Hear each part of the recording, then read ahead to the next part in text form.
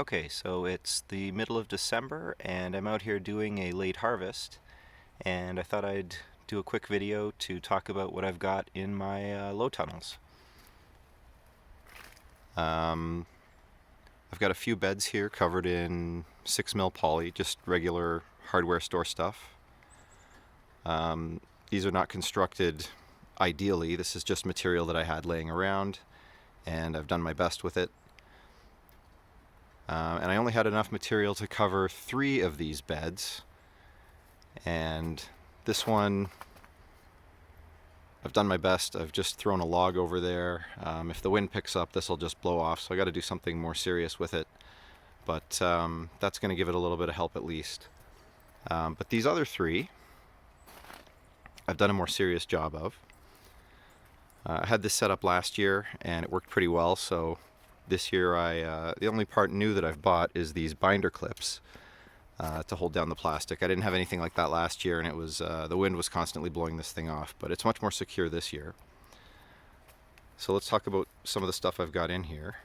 I use these. It's nice having this covered space because I can just throw my some of my container plants in here. This one is a golden sage, and that container, that is a cheap dollar store plastic container, and if I leave it out, it'll be destroyed with the snow and the ice and the freeze. But under here, I had this under here last year and it survived, so I think this is going to do okay.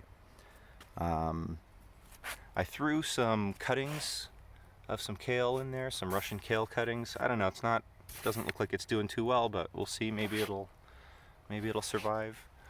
In this corner I have a mix of, what are these, cauliflowers and broccolis, and I can never get these to properly head, but the leaves are delicious, so I grow them for that purpose anyway.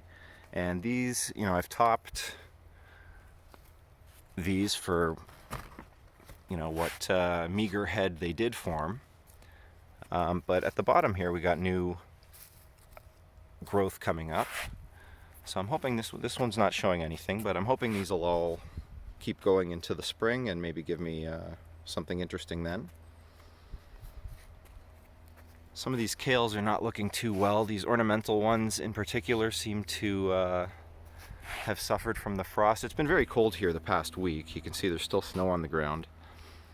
And these were not well protected at first. I got the plastic on late, so a lot of these got damaged. But I've been in here harvesting, so they're pretty well picked over and they're not growing very fast now.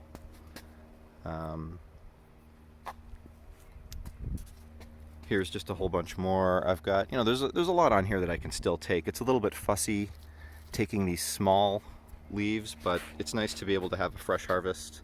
I've got a lot of this stuff frozen, but before I get into the frozen stuff, if I can keep getting fresh stuff, that's nice. In here I've got leeks. These, I did a previous video about second year kale. These are second year leeks now.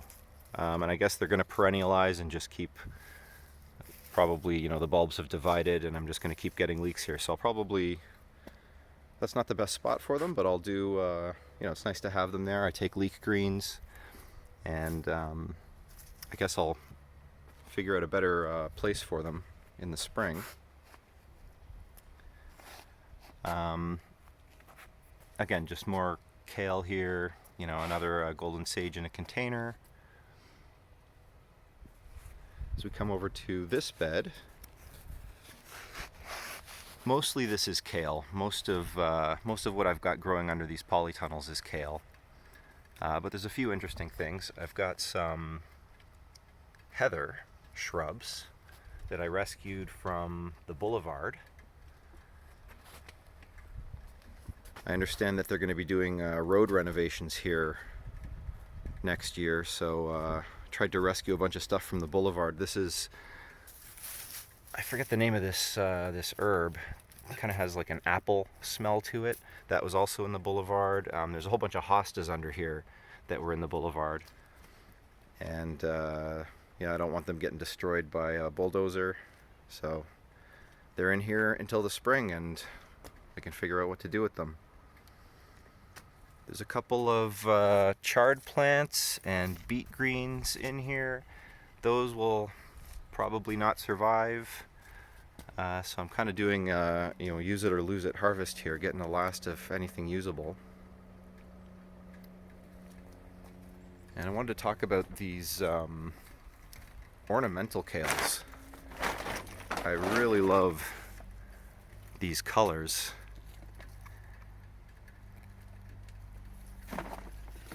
These pinks and these sort of this purple gray, and just the contrast with the veins there. I think that looks just fantastic. And I eat this, and people say that it doesn't taste as good. Maybe it doesn't taste as good. I don't know. I cook it with all the rest, and I'm glad to have it.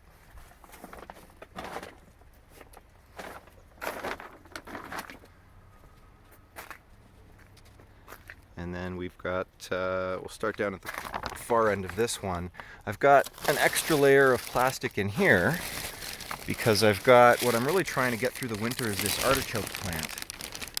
That one survived last winter under here, and they won't, they generally don't survive in this area. This is Zone 5, Ontario, and I don't know, maybe I can actually get an artichoke harvest out of this next year. But I've got him tucked under 2 layers of plastic, and this is all well secured. I've got bags, sort of, dark bags. Maybe that'll add a little bit of extra heat around the sides of the bed here. So I'm really trying to baby this corner of the bed. Here's a bunch of self-seeded delphiniums that I rescued. Those just came up in one of my containers, and so I dumped them in here, and those look very healthy and happy. Just more, I've been through here this morning harvesting what I could off these again, sort of use it or lose it. It's pretty hard to reach back in there, so I haven't been able to do a very thorough harvest of those kales. Here I have some second year fennel. And as I keep deadheading it, it just keeps giving me more leafy growth. So that's great. Happy to have that as well.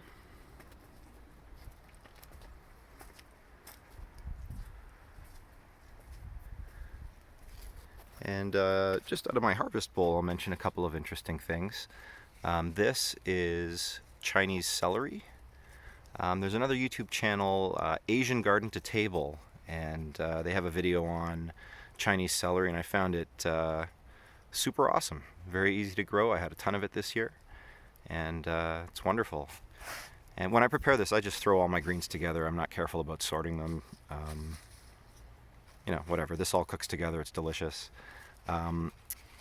Last thing here, this is garlic mustard, and it's an invasive weed, but it's also a brassica. It's delicious. And so that comes up, like a weed everywhere in my garden, and I just let it. I kind of try and keep it somewhat under control, but it gives me very beautiful, healthy leaves, and they're great. They taste like garlic and like mustard. So that's that. I'm going to get this all covered up, and I doubt I'll get another harvest out of this. I'm going to probably pick this to the bone, and it's probably done until spring. But I really love having these polytunnels. I think very little of this would survive if I just left it out in the ice. Certainly I'd have to do, I don't know what I would do with that container. I'd have to get that in a shed or something. But, well, I guess I'll just end the video there.